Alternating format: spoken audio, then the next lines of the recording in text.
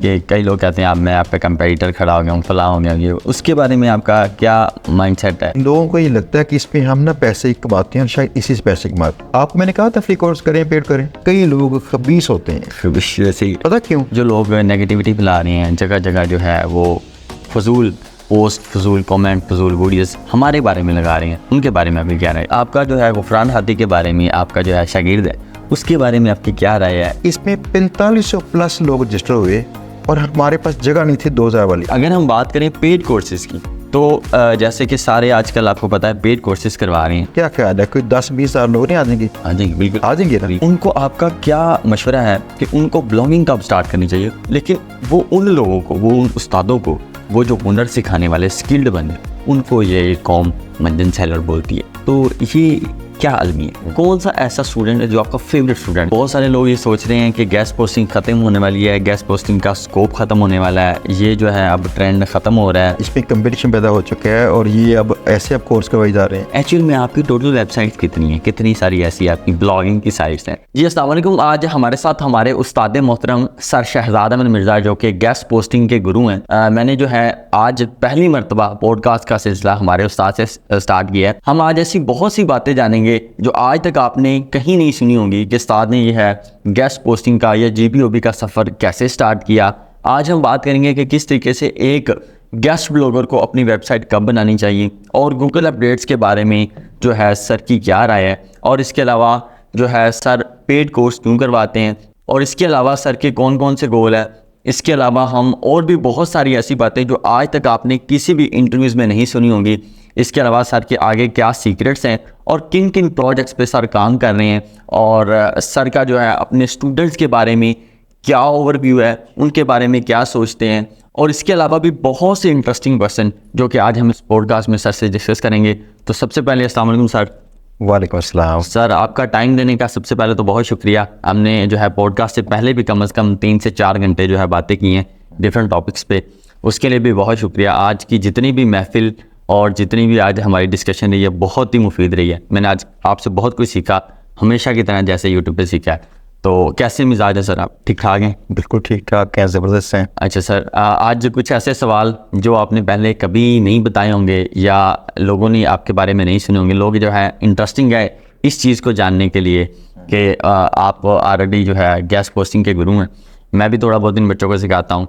तो आज जो है आपसे सवाल किए जाएंगे लाइक सर के GPOB या गेस्ट पोस्टिंग का ख्याल आपको कब आया, और आपने ये जो बैकलिंक्स की जर्नी कब स्टार्ट की? सबसे पहली बात तो जो सर्च इंजन ऑप्टिमाइजेशन में है, मुझे इसका पता नहीं था, लेकिन ये किसी ज़रूरत के तहत मैं इस काम में आ गया। जी, ये थी 2005 की बात, जब मैंने पहली बार अपनी ज़ाती वेबसाइट लॉन्च की। मैंने वहाँ पे SEO करके मेरा जो गोल था वो ये था कि मेरी वेबसाइट पे लोग लैंड करें। तो मुझे कई जगहों से ऐसी ना इंक्वायरीज आती थी कि मैंने एज ए गेस्ट राइटर मैंने लिखना है आपके पास। तो मैंने कहा यार ये मार्केट भी अच्छी है, ऐसा क्यों ना करते, इस मार्केट को मैं डिग डाउन करूँ, इसको जानूँ इसमें है क्या। इनके गेस्ट पोस्ट बेचने के निज़ाम को आसान करने के लिए 2014 में एक वर्डप्रेस का प्लगइन था, वो लॉन्च किया, वो काफ़ी हमने सेल किया। जी, वो हम डिस्कस भी कर रहे थे। जी, उसका नाम था गेस्ट ब्लॉगिंग इलीट। ये प्लगइन क्या करता था कि आपकी वेबसाइट पे जैसे राइटर्स के पेज है, उसमें पूरा डैशबोर्ड बनाता है कि जिसने गेस्ट पोस्ट बाय करनी है वो आएगा, पैसे पे करेगा, लगवाएगा। तो साइट ऑनर ने अगर सेट किया है तो बाय करने वाला खुद ही पब्लिश कर लेगा, यानी TAT या टैग उसका 0 होगा।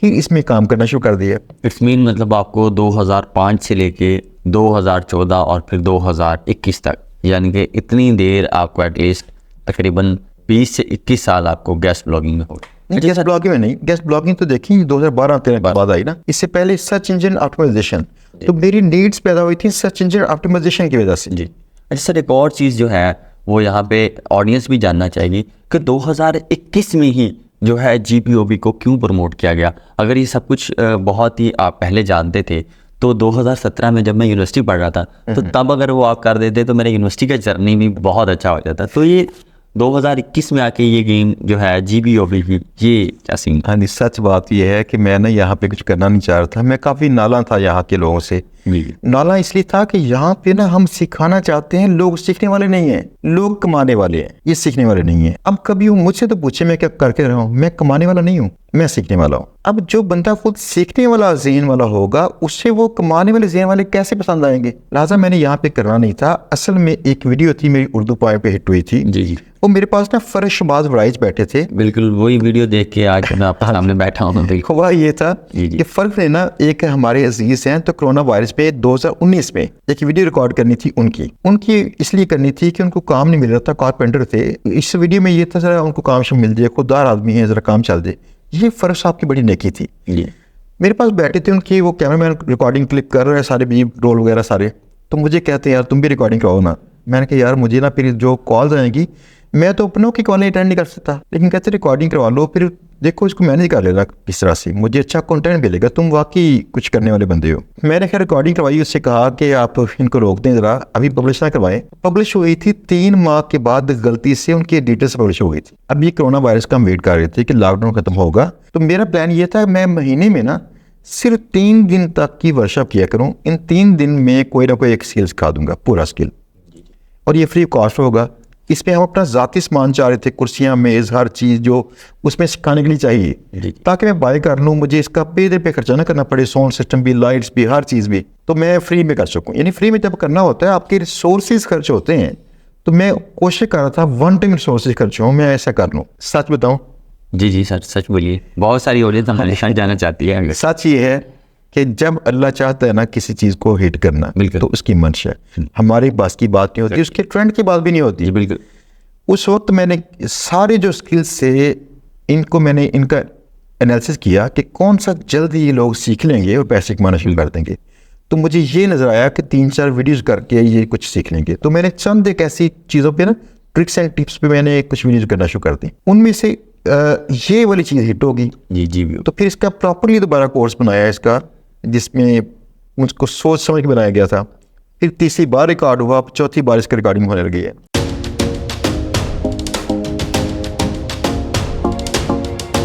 अच्छा सर, एक आपने एजेंडा तो बिल्ड कर दिया इस कॉम में, इस जो है स्टूडेंट्स में, इन यूथ में, वो एजेंडा के हम जो है GBOB सीख के जो है पैसे बना सकते हैं। और सर जब आपने खैर की, आपने एक नेकी की, तो उसके बाद ये जो है कोर्स वाला ट्रेंड शुरू हो गया। तो सर ये जो हमारी कौम है जिसको आपने इतना फ्री में गाइड किया, यानी कि देखें अगर आज मैं आपकी जो है छोटी सी वीडियो, मैं तो आपका एक अदना सा गुलाम हूँ, तो अगर मैं आज आपके सामने बैठा हूँ गेस्ट पोस्टिंग सीख के, आपने ये सारा कुछ इस कौम को फ्री में दिया और आपने इस GBOB की इन्वेंशन की, जैसे मैं हर वीडियोज़ में बोलता हूँ कि हमारे गुरु सर शहजाद हैं, नो डाउट। तो फिर जब इस कौम को हमने फ्री में इतना जो है एजुकेट किया, इतना मोटिवेट किया, बताया, तो फिर आजकल ये लोग जो है कुछ सिखाने वाले को, वो बंदा जो हुनर देता है, वो बंदा जो कुछ ना कुछ इस कौम को वो चीज़ बता रहा है, जो मुझे लगता है कि यूनिवर्सिटी से पास आउट, ठीक है, मुझे उठना बैठना है, मुझे माशरे में चलना आया, लेकिन वो उन लोगों को, वो उन उस्तादों को, वो जो हुनर सिखाने वाले स्किल्ड बंदे, उनको ये कौम मंजन सेलर बोलती है। तो ये क्या अलमी है? ये ना अलमिया असल में बिल्कुल है, और इसकी वजह ना लोगों की अंडरस्टैंडिंग की प्रॉब्लम है। जी देखिए, अगर तालीम है इंसान को शौर देती है, हुनर इंसान को ये पेशा देता है। बिल्कुल। तो पेशा जो इंसान को जब मिलेगा, हुनर से मिलेगा। जितना हमें जोर देना चाहिए था तालीम पे, उतना ही चाहिए था हम हुनर पे देते। बिल्कुल। लेकिन लोगों ने ना तालीम पे यकीन करें कि पाकिस्तान में ऑफिशियली डिक्लेयर्ड 15,000 PhD स्कॉलर्स हैं जो जॉबलेस हैं। इसके ऊपर क्या पढ़ेंगे? अनऑफिशियली जो रिपोर्ट्स हैं 40,000 PhD स्कॉलर्स हैं। तालीम में तो हमने इतना काम किया कि टॉपर भी हम हो गए। सारे होने के बाद पास डिग्रियां हैं, हाँ जी, लेकिन वो बेरोजगार हैं। चेक कर लें।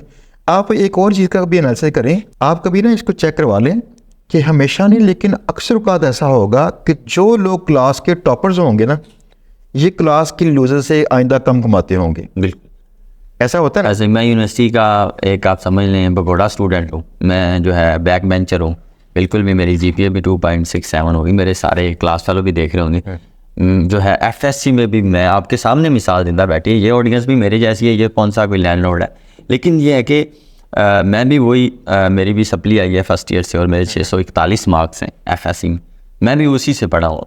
तो ये लोग भी बिल्कुल उसी क्राइटेरिया से गुजरे हुए, लेकिन ये लोग, जैसे मैं अब मान चुका हूँ कि अगर कोई आपको स्किल देता है या ऑडियंस थोड़ी बहुत मानती है या है, लेकिन आहिस्ता आहिस्ता जो हमारे पाकिस्तान की अवाम है ना, वो समझ चुकी है कि हमें अब इस तरफ मूव होना चाहिए, यानी कि जैसे कोविड के बाद ये ट्रेंड चेंज हुआ। अगर हम बात करें पेड कोर्सेज़ की, तो जैसे कि सारे आजकल आपको पता है पेड कोर्सेज़ करवा रहे हैं, तो इन पेड कोर्सेज़ के बारे में आपका क्या ख्याल है? जैसे मैं भी पेड कोर्सेज़ करवा रहा हूँ, आप भी करवा रहे हैं, और हमारे और भी बहुत सारे उस्ताद हैं, हमारे और भी बहुत सारे जो है वो और जो है फ्रीलांसिंग की मुख्तलिफ फील्ड से ताल्लुक़ रखते हैं, वो भी करवा रहे हैं। उनके जो है बारे में आपका क्या राय है कि क्या पेड कोर्सेज़ लोगों को करने चाहिए या लोग खुद से कोशिश नहीं करते? पहली बात यह है कि जो सेल्फ लर्नर है ना, जी, उसके लिए ऑलरेडी और लोगों के कतरा कतरा करके इल्म फैला पड़ा है यूट्यूब पे, बिल्कुल, और बाकी ब्लॉग्स हैं। जो लर्न करना चाहे फ्री कॉस्ट वहाँ से कर सकते हैं, हमारे कोर्स ही मौजूद हैं, वहाँ से करना चाहे कर सकते हैं। लेकिन एक बात देखिए, अगर किसी की निगरानी में करना पड़ेगा ना, तो एक मसला चेक कीजिएगा। लास्ट टाइम हमारा एक इवेंट था जिसमें 3 दिन के हमने फ्री ट्रेनिंग करनी थी। हाँ, वो गुजरात में जी, इसमें 4500 प्लस लोग रजिस्टर हुए और हमारे पास जगह नहीं थी 2000 वाली। अंदाज़ा करें, जब जगह ही नहीं दस्याब होगी, अगर आज हम फ्री अनाउंस कर देंगे, आपका क्या ख्याल है कोई 10-20 हज़ार लोग नहीं आ जाएंगे? आ जाएंगे, बिल्कुल आ जाएंगे ना। तो यादगार हम कहाँ से बुक करें? ऐसी है। यादगार में इतनी सारी एसएमडी लगाएं, वो नहीं पॉसिबल। यानी जब लोग सोच रहे होते हैं ना, समय मसला ही आता है, उनके ज़हन में तादाद और उसके मसाइल नहीं आ रहे होते हैं कि ये किसी इंसान के बस की बात नहीं है आमतौर पर, या इस पर बहुत बड़े रिसोर्स खर्च होंगे। लिहाजा एक काम करना पड़ता है, ऐसा एक डोर लगाना पड़ता है, बैरियर लगाना पड़ता है कि इसमें से कुछ लोग फिल्टर होकर आ सकें। हमारा सबसे पहला जो डोर ऊपर होता है ना, वो है फ्री कोर्स। ऐसे ही। उसके बाद भी अगर कोई बंदा चाहे, फ़र्ज़ किया, आप देखिए, आप मैंने कहा था फ्री कोर्स करें, पेड करें। नहीं, बिल्कुल, मैंने फ्री कोर्स किया, बिल्कुल। आप खुद जानते हैं कितने लोगों ने फ्री कोर्स किया, और आप पहली बार जब आए थे, बिल्कुल, मैं पहली मरतबा उन्हीं जिन्होंने इस्तेफादा करना था वो वैसे भी कर लेते हैं। बिल्कुल। अगला डोर है जहाँ फर्स्ट बैरियर है उसका पैसे का। जी, अगर बैरियर लगाएंगे तो काफ़ी तादाद इसमें डाउन हो जाएगी, और जो जिन लोगों की ख्वाहिश बड़ी थी उनके मसाइल से जी, बिल्कुल, कि फ़ीस पे कर सकें, उनको ज़्यादा ख्वाहिश थी, ज़्यादा सीरियस थे, वो फिर जैसे मर्जी मैनेज करके आगे आ जाएंगे। ये है सेकंड बैरियर।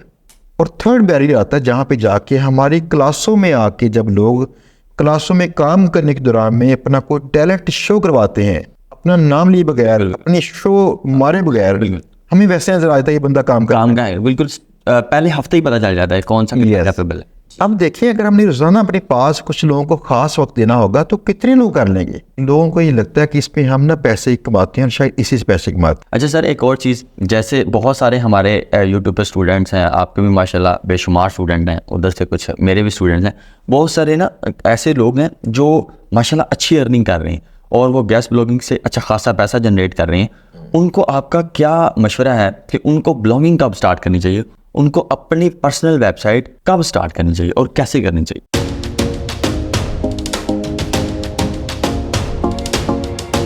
पहली बात तो आती है, अगर टीम स्टार्ट करना चाहे वो, तो जब वो 1 लाख पर मंथ 6 माह। अच्छा, आपकी बात से और याद है, आज हम आपसे ये भी सवाल पूछेंगे कि टीम कैसे बिल्ड करेंगे। अक्सर मैं इनको भी थोड़ा बहुत बताता रहता हूँ, वो भी पूछेंगे। तो सबसे पहले तो हम ब्लॉगिंग पूछ लेंगे कि ब्लॉगिंग करना है। इसमें बात यह है कि आप जब 1 लाख रुपया 6 माह तक कंसिस्टेंटली अर्न करना शुरू कर दें, तो आप 20 से 25 हज़ार रुपये किसी एक पर्सन को हायर करके छोटी सी टीम की बुनियाद रख सकते हैं। ठीक है। उस जगह पे जाके तजर्बात कर लेनी चाहिए इंसान को, ताकि इंसान बड़े पैसों वाली मार पहले खा ले, 1-2 बंदे को मैनेज करके कि मैं क्या करूं क्या ना करूं, जिससे टीम बेटर चले। जहाँ तक बात है आपकी ज़ाती वेबसाइट की, ज़ाती वेबसाइट जो है ना, ये आपको तकरीबन $1000 का खर्चा करवा देती है। अगर आप खुद कंटेंट राइटर है ना, तो तकरीबन आधा खर्चा करवा देगी। $500 खर्चा करवा देगी। कुछ बैकलिंक, गेस्ट पोस्टिंग, कुछ और चीज़ें, डोमेन होस्टिंग सारी मिला के, वरना खाली डोमेन होस्टिंग कॉस्ट नहीं पड़ती। जी बिल्कुल। शायद कोई 12-13 हज़ार पड़ती है, 13,000 समथिंग, 14,000 रुपये पर मंथ है। जी। तो इसमें फ़र्ज़ किया आप कुछ 2-2.5 लाख कमाना शुरू कर दें, और 6 माह तक कंसिस्टेंट अगर होगा ना 2-2.5 लाख, आप फिर समझते हैं कि मेरा आइंदा भी 6-7 माह इंशाल्लाह चलता रहेगा या आगे बढ़ेगा। जी।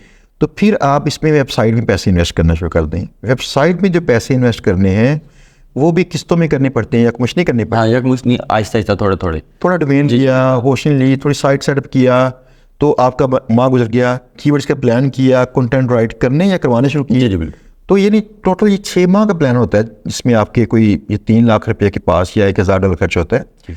अगर कंटेंट राइट करेंगे खुद से हाफ, तो इससे क्या है कि आप उस वक्त ना ये तजर्बात कर सकते हैं। आपके किचन की आमदन से थोड़े से पैसे ऊपर होंगे जिनसे आप खेल सकें। ये आप जब मेरे साथ रिकॉर्डिंग के हट के बैठे हैं, मैं तब भी बात करता हूँ, मेरे जितने शागिर्द हैं उनसे मैं बात करता हूँ। शागिर्द वो होता है जो अपने उस्ताद की कही हुई बात को अपनी अगली नस्ल तक पहुँचाए। बिल्कुल ऐसे ही। और मेरे उस्ताद मोहतरम का कहना था, जब तुम्हारे किचन की आमदन से ऊपर पैसे कमा लो तो ऊपर वाले सारे पैसों की नई गलती करो। वो नई गलती तुम्हें वो स्किल देगी कि तुम आइंदा कई साल तक ना उस पर जी सको। लेकिन लोग गलती का नुकसान नहीं करते। साढ़े नाल स्कैम हो गया, साढ़े नाल तो जनाब फ्रॉड हो गया, तो मैंने कहा इस फ्रॉड से आपने कितना सीखा ये देखो ना। तो ये एक और बताऊं, मजे की बात। जी सर। अक्सरियत में हमारे जो शागिर्द पैसे कमा रहे हैं ना, इनसे एक दो बार स्कैम हो चुका है। जी ऐसे ही है सब। अगर ये स्कैम ना होता तो उनको पता ही नहीं था कैसे मैं इसे अवॉइड करूं। तो एक चीज़ का तयन कर लीजिए, क्या स्कैम की इतनी ताकत थी कि आपका रास्ता रोक दे, आप छोड़ दें। आपको पैशन स्ट्रॉन्ग चाहिए कि भाई मैं 10 बार भी हारूंगा, मैं रुकूंगा नहीं। बिल्कुल। अगर आपने किसी चीज़ को अचीव करना है तो मुश्किलें तो है, वो तो आती ही रहें, आगे चलते रहें। ठीक है। अच्छा सर, एक और चीज़, जैसे आपने कहा टीम बिल्ड करनी है, तो टीम आप समझते हैं कि जैसे अर्निंग हो जाए उसमें से, जैसे मैंने आपकी कुलिया को आजमाया और वैसे भी मैं सुनता रहता हूँ भाई शान उस्मानी को, अपने रिज़्क में आपने दूसरों को शामिल कर लें तो वो भी जो है ज़रबे खाने लग जाता है, मल्टीप्लाई होने लग जाता है। यस। तो टीम के लिए ये है कि अपनी ही जो अर्निंग है उसी में से कुछ लोग हायर करें। और क्या इंस्टेंट में उसको ज़्यादा लोग हायर कर लेने चाहिए या एक दो से काम लेना चाहिए? वजह यह है कि आप जब भी किसी जज्बे के तहत काम करते हैं ना, कोई भी जज्बा, चाहे वो नेकी वाला जज्बा भी हो ना, तो आपसे उस जज्बाती कैफियत में ना कुछ गुस्ताखियाँ गलतियाँ होने के चांसेस होते हैं। बिल्कुल। गुस्सा हो, प्यार हो, मोहब्बत, नफरत या ऐसे कोई भी जज्बा, उसमें जज्बाती कैफियत में मसला ख़राब होता है। इसमें आती है कई बार हमदर्दी का जज्बा कि आप किसी को रोज़गार देना चाहते हैं तो आप रोज़गार लाजमी दीजिए और नेक नीति से दीजिए, लेकिन सिर्फ और सिर्फ इस जज्बे की वजह से नहीं काम करना।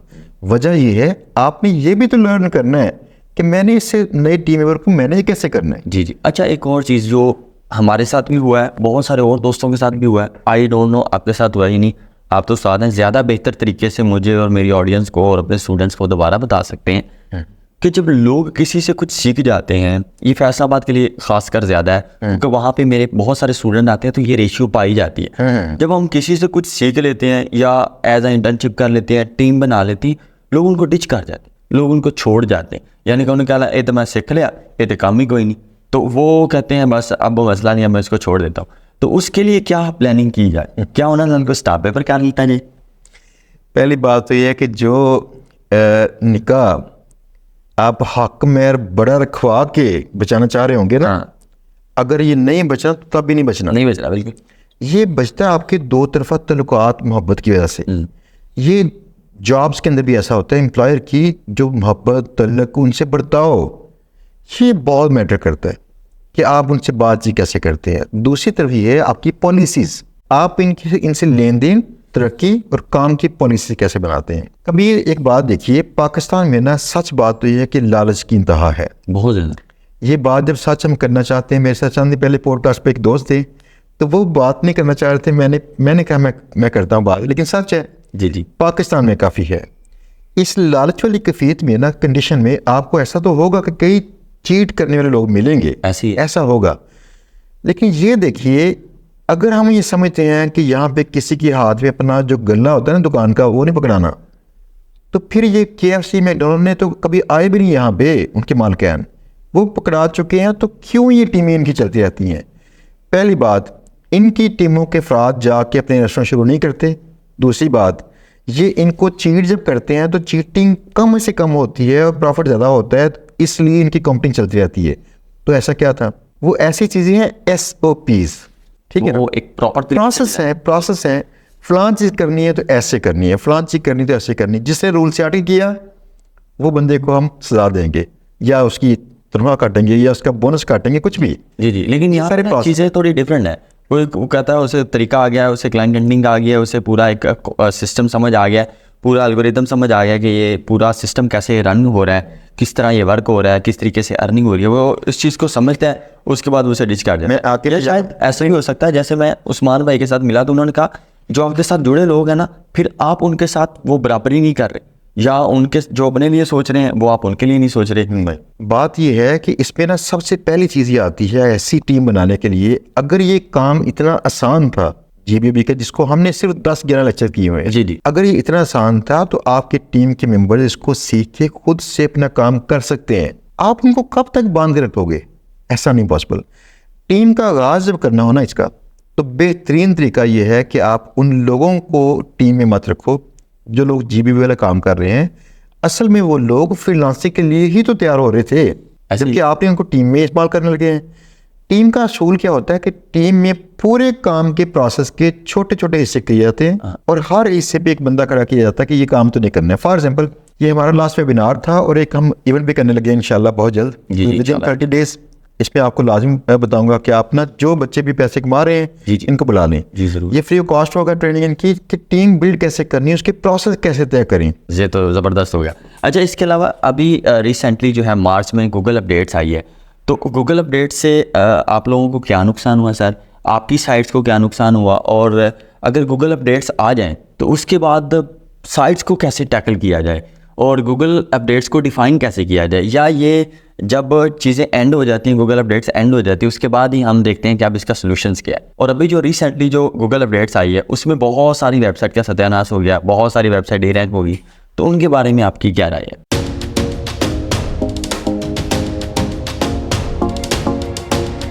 इस पे ना गेहूं के साथ घेन तो लाजम पिसते हैं, लेकिन ज़्यादातर वेबसाइट्स वही मुतासर हुई हैं जो वेबसाइटें इसलिए बनाई गई थी, उनका मेन पर्पज़ ये था कि मुझे कहीं सर्च इंजन से ट्रैफिक आए। आप आज एक चीज़ चेक कर लें, अगर आपकी वेबसाइट प्रॉपर किसी कंपनी की वेबसाइट हो, उसके पीछे बाकायदा कुछ लोग हों, टीम मेंबर्स काम करते हों, फॉर एग्जांपल सॉफ्टवेयर इंडस्ट्री की कंपनी कोई, प्लस ये है कि सोशल मीडिया पे बाकी जगहों पे ईमेल पे आप लोग एक्टिव होते हो, गूगल को ये नज़र आता हो कि ट्रैफिक का खाली सोर्स मैं नहीं हूँ। वो कहते हैं अगर खाली सोर्स मैं ही हूँ ना, तो देयर आर चांसेस कि ये मेरे सिस्टम से खेलेगा। तो अगर आप फ़र्ज़ किया और भी ट्रैफिक के सोर्सेज हो, आपका नाम सर्च किया जा रहा हो, आपके जो वेबसाइट का नाम है, तो ऐसे कई मैट्रिक्स हैं, वो करने से साइटें बेहतर रहती हैं। मोस्टली वो साइटें हिट हुई हैं जिन्होंने नंबर 1 तो किया था कि जनरल ब्लॉग टाइप किया था काम, नंबर 2 उन्होंने AI वाला कंटेंट किया हुआ था। AI कंटेंट सारा नहीं खत्म हुआ, आज भी चल रहा है, मेरी ज़ाती साइट भी चल रहा है। बिल्कुल, बस उसके इस्तेमाल करने के तरीक़ाकार में फ़र्क है। आप देखें जितना आपने क्या उसे कहते हैं पंजाबी के अंदर उसका लफ्ज़ है, मैं मजबूरी वो बोलना पड़ना है वरना उसको मज़ा नहीं आना। जी जी, कहते हैं मगरों लाना। हाँ बिल्कुल, अगर वो साइट बनाते हो आपने मगरों लाई थी ना, हाँ मतलब जान चढ़ाई। यस, कि यार कंटेंट पूरा हो, फलां फलाट हो ये, और जितना ऑटोमेटिक वो मैजिक किस्म का बटन इस्तेमाल कर रहे थे कि बटन प्रेस करें इतने पेज बन गए। बिल्कुल ऐसे। तो ऐसी जगहों पे ज़्यादा खतरात थे। ये मोस्टली वो पेज इस पर मुतासर हुए हैं, लेकिन इसके साथ ना लाजमी है कुछ गिन भी विषय। जी जी, कुछ ऐसी साइटें जो जेन्युइन किसी पर्सन ने की, अब शायद पर्सन ने जेन्युइन साइट बनाई हो, लेकिन बनाने के अंदाज में ऐसे पैटर्न हो, गूगल ने उसको वो पैटर्न से मैच कर लिया हो। हाँ बिल्कुल। ऐसा भी ऑडियंस ये भी जानना चाहेगी, और ये न्यू क्वेश्चन आपने कभी नहीं बताया, एक्चुअल में आपकी टोटल वेबसाइट्स कितनी हैं? कितनी सारी ऐसी आपकी ब्लॉगिंग की साइट्स हैं जो अभी चल रही हैं, जो वर्किंग हैं? सही बताऊं, जी जी, मैंने आज तक नोट नहीं किया। आज तक नोट ही नहीं किया? इसका मतलब है बेशुमार वेबसाइट्स हैं। मुझे याद नहीं, मेरे पास ना कितने सारे डोमेन वाले रजिस्ट्रार जो है ना ये, जी, उनके पास कितने डोमेन पड़े हैं। इनमें से कई डोमेन पड़े हैं जिन पे साइटें नहीं हैं, तो इनमें प्रीमियम भी है, इसमें और भी काफ़ी वैरायटी की चीज़ें हैं। नई पुरानी वेबसाइटें कई ऐसी होती हैं कि आज नहीं चल रही। जी जी, यानी किसी वक्त चला रहा था मैं इनको, तो मैं इसलिए उनको रोक लेता हूँ कि चलो यार कल को कहीं कहीं काम आ जाएंगे। ऐसी है, यानी उसकी तादाद का मुझे याद नहीं है ना, मैंने कभी वक्त निकाल के चेक कर सकूँ, लेकिन है काफ़ी। जी, अच्छा एक और चीज़, ये भी बड़े एक ज़बरदस्त बात होगी, आपके इतने सारे यूट्यूब पे स्टूडेंट्स, आपने मेरा नाम नहीं लेना, अगर जेन्युइनली हो भी, कौन सा ऐसा स्टूडेंट है जो आपका फेवरेट स्टूडेंट है, जो आपको लगता हो आपकी टीम में से हो, आपको यूट्यूब पे मिला हो? कौन सा ऐसा स्टूडेंट जिसको कहेंगे यार बंदे ने ना शागिर्द होने का हक अदा कर, वो कौन सा है? एज यूजुअल ये नहीं कि मैं उसको घुमा फिरा के अपने पे लाऊं, मुझे लगता है जेन्युइनली ये आपको लगा this is the right person. नहीं, राइट पर्सन तो सारे हैं। जिन लोगों ने देखे उस्ताद ने उनको कोई चीज़ पकड़ाई और उन्होंने अदब से पकड़ ली, जी, तो दैट मीन्स उन्होंने उस्ताद को हैप्पी कर दिया। वो चीज़ जो पकड़ाई थी इल्म था।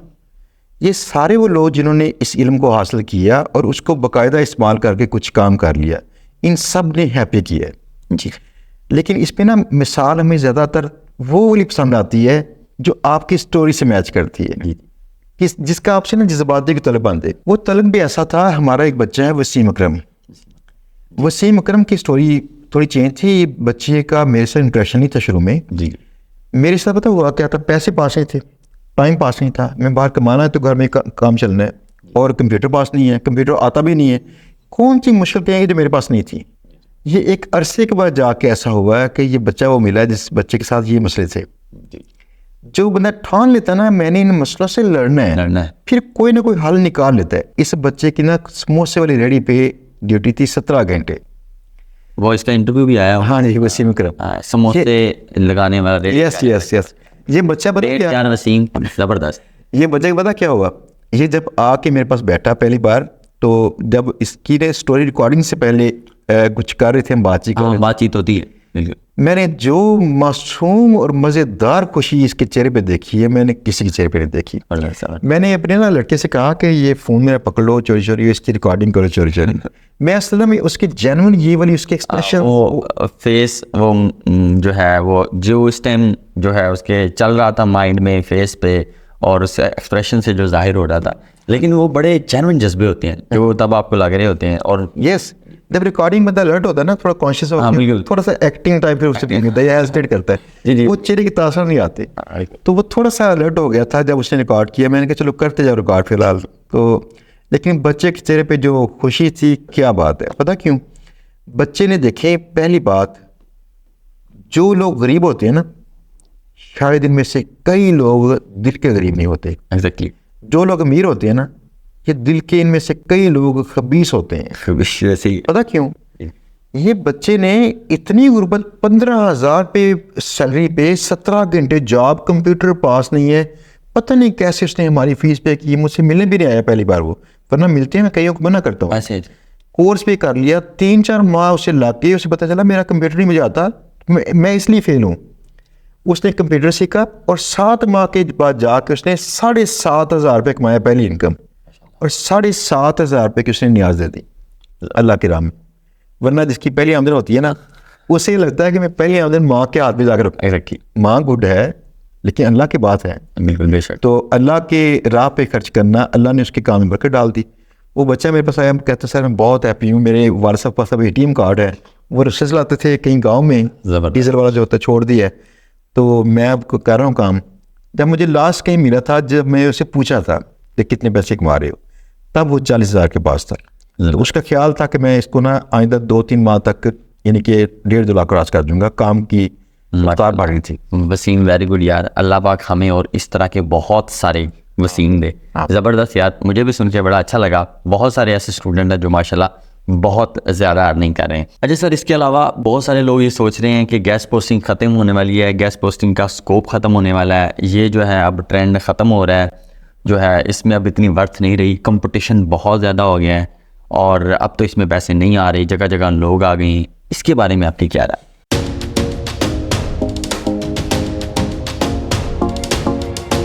इस पर राय ये है कि कंपटीशन किसी भी फील्ड में सिर्फ सतह पे आता है हमेशा, और सतह पे जो लोग होते हैं बहुत फनकार नहीं होते। आप देखिए, सिर्फ ये तयन करें, अगर 90% लोग बिल्कुल बेसिक्स की गलतियां कर रहे हैं उस काम में, तब भी कोई ना कोई ऑर्डर लेके पैसे कमा लेते हैं, तो वो अब उनके पैसे कमाना कम हुआ होगा। दैट मीन्स कि वो सही तरह से काम नहीं सीख रहे, उसकी गहराई में नहीं जा रहे। इसकी छोटी सी मिसाल, जैसे रिकॉर्डिंग से पहले आपसे बात हो रही थी कि आप उसकी वेबसाइट के मेन्यू में लिखी उसकी निश से अंदाजा नहीं कर सकते। बिल्कुल। फिलहाल तो क्लाइंट भी उसी को देख रहे हैं। एग्जैक्टली। लेकिन उसकी रैंकिंग पेज की निश देखिए कौन कौन सी है, पेजेस जो है किस चीज़ पे रैंक है, किस कीवर्ड्स पे रैंक। जितना उसकी डेप्थ पे जाएंगे और क्लाइंट को आप बता सकेंगे कि मेरे पास ज़्यादा नॉलेज है, जी बिल्कुल, तो काम चल जाएगा। ऐसे ही आज देखें, जिस वक्त लोग दूसरे कहते हैं रो रो के मेरा काम नहीं चल रहा, इसमें कंपटीशन बढ़ा है, ये काम महाल हो चुका है, ऐसा हो चुका है, उस वक्त भी नए लोग प्रोड्यूस होते हैं जो नया काम कर रहे होते हैं। मेरे पास ना, आप देखें, 2 साल पहले भी लोग कह रहे थे कि भाई इसमें कंपटीशन पैदा हो चुका है और ये अब ऐसे अब कोर्स करवाए जा रहे हैं। तो इन 2 साल के बाद एक स्टूडेंट ने आके, तो अब ये लास्ट मंथ उसने 21,000 कुछ डॉलर कमाए 1 माह के अंदर। जी। तो ये बंदा उस कंपटीशन जिसको लोग समझते हैं उसके ड्रामे में आकर काम कर रहे हैं, तो इसने क्या किया था? दैट मीन्स कि अगर हम उस तरह की टेक्निक सीख लें, दूसरी बात, लोकल काम ना करें पाकिस्तान में 2-2 400 वाला, हम बाहर के क्लाइंट्स को मनाना सीख लें, तो कंपटीशन नहीं है वहाँ पे। एग्जैक्टली। अच्छा, एक और बात, बहुत सारे लोग ना हमारे बारे में प्रोपेगेंडा कर रहे होते हैं आपके बारे में कि सर जो है ऐसे हैं, उन्होंने ये कोर्स करवाया, उन्होंने फ़लाँ किया, वो फलाना दिन ये किया, और यानी फजूल जो है वो कहते हैं जब किसी के पास करने को कुछ नहीं होता तो वो गीबत करते हैं। तो उनके बारे में आपका क्या राय है? जो लोग नेगेटिविटी फैला रहे हैं, जगह जगह जो है वो फजूल पोस्ट, फजूल कमेंट, फजूल वीडियोस हमारे बारे में लगा रहे हैं, उनके बारे में आपकी क्या राय है? मैं तो उनका शुक्र अदा करता है शुक्र इसलिए करता हूँ कि देखें, आप वक्त के ना औलिया कराम से लेकर नबी पैगम्बर तक चेक कर लें, कोई भी शख्स अल्लाह को जो पसंदीदा बंदा भी होगा, ये लोगों की तनकीद से बाहर नहीं रह सका। अल्लाह का निज़ाम ही ऐसे है, जो चीज़ हमें शायद बहुत पसंद हो, हम उसे सच कह रहे हों, शायद सामने बैठा उसे उससे अंदाज ना देख रहा हो। लेकिन देखिए एक और भी चीज़, अल्लाह ने ना ब्लैक एंड वाइट रखा हुआ है। जी जी। अल्लाह ने खुद रहमान है तो साथ में शैतान को खुद जगह दी हुई है। बिल्कुल। ये वजह इसलिए थी कि कंट्रास्ट डेवलप किया जाए। जी जी, कंट्रास्ट है ना? बिल्कुल ऐसे ही है। तो कंट्रास्ट ही रहना चाहिए। आप अंदाज़ा कीजिए, अगर हम पे ये लोग तनकीद ना करते तो क्या ऐसा ना होता हम भी औकात से बाहर होते? बिल्कुल ऐसे ही है। हम भी तो मैं भी थोड़ा बताने के लिए कि हाँ भी जानते रहो, मेरी जैसे आपने बात की है तो वो फिर उसी कैटेगरी में आती है। लेकिन मेरा ऐसे मसला ये होता है कि सारे लोग ना कोशिश करें मस्बत सोचें, मस्बत सोचें, मनफी नहीं सोचते। इसमें छोटी सी मिसाल, एक बच्चा था जिसने एक वीडियो की थी हमारे खिलाफ बहुत साल पहले। उसने कहा था ये हाफिज़ सलमान मलिक की देखें फाइवर के ऊपर सिर्फ 8-10 उसके ऑर्डर्स हैं, रिव्यूज़ हैं, तो ये कह रहे हैं बड़े पैसे कमाए हैं। फाइवर से उसके ऑर्डर थे इतने, हम क्या करते? जी जी। उनको फिर पता नहीं चला कि ऑर्डर से कहाँ से आ रहे थे। तो हम किसी के ऑर्डर्स में बाहर का बंदा आके झांक के देख नहीं सकता, लेकिन वो वीडियो देखेगी काफ़ी हज़ारों लोगों ने देखी। वजह एक और भी है, पाकिस्तान में लड़ाई जब होती है ना तो पूरा मजमा वहाँ इकट्ठा होकर जाते थे, ठहर के देखते हैं उसे। हमारी ना वो मनफी जो है ना नेगेटिविटी होगी वहाँ उससे एंजॉय करते। अच्छा, एक और चीज़, आपका जो है गुफरान हादी के बारे में, आपका जो है शागिर्द है, उसके बारे में आपकी क्या राय है, क्या व्यू है? यानी कि कई लोग कहते हैं मैं आपका कंपेटिटर खड़ा हो गया हूँ, फला हो गया, ये उसके बारे में आपका क्या माइंडसेट है कि वो कैसा एक शागिर्द है, कैसे तालिब इल्म आपका, और उसके बारे में आप क्या सोचते हैं? देखिए, पहली बात यह है, कंपेटिटर के लिए आप नोट करें कि क्या होना लाजमी है। बिल्कुल ऐसी, अगर मैं ये कॉलेज वाला सिस्टम चलाना ही चाहता रहूँ और आप भी चलाना ही चाहते रहें और हम दोनों के इसके अलावा कोई मकासद ना होते हों तो ये कंपटीशन हो सकता है। ऐसी अभी पहली बात तो ये है कि मैं इसको ना कॉलेज के तौर पर चलाना नहीं चाहता हमेशा, ये लोगों को प्रेशर से किया था। अब आपकी अपनी ज़ाती अपनी तरीक होगी जी। दूसरी बात यह है कि जब भी कोई उस्ताद किसी शागिर्द को सिखाता है तो क्या अपना कंपेटिटर तैयार करता है वो या अपना शागिर्द तैयार करता है? बस माइंडसेट में है ना लोगों के कि मैं तो सिखाना ही होगा ना। बिल्कुल। एक और बात भी ये है, अगर लोग पता है पाकिस्तान में क्यों दूसरों को सिखाते नहीं है, कहते हैं यार ये मार्केट सैचुरेशन ना हो जाए, रश पड़ जाएगा तो या मेरे बराबर ना आ जाए। बड़ी एक सिंपल सी बात है, जैसे मैं कहूँ मतलब मैं कैसे आपके बराबर हो सकता? हाँ जी। एक बात एक और देखिए, अगर मुझे ये यानी शक रहता कि कोई कल को मेरा कंपेटिटर ना बन जाए तो मैं फ्री कोर्स से करवा रहा होता, इससे क्या फ़र्क पड़ता है? बिल्कुल ऐसे ही, हर बंदे के नसीब है, हर बंदे की सोच है, हर बंदा काम करता है। चलें, आपको ये भी आइडिया हो गया होगा हमारे बारे में क्या व्यूज़ है और सर के ओवरऑल क्या व्यूज़ है। तो आपको ये पॉडकास्ट कैसी लगी, कमेंट सेक्शन में ज़रूर जो है अपनी राय दीजिए कि आपने आज बहुत कुछ सीखा। इजाज़त दीजिए, अल्लाह हाफिज़।